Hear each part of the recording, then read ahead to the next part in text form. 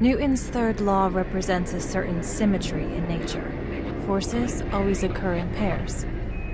We sometimes refer to this law loosely as action-reaction. In short, every action we take produces a consequence. It's space. It doesn't cooperate.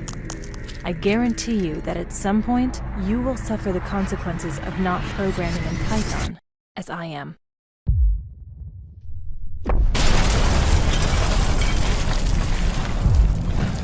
Sigmoidal 7, this is Houston. We are not receiving your FM downlink yet. We are... Hi, I'm Denise. And I'm still alive. Obviously. I've been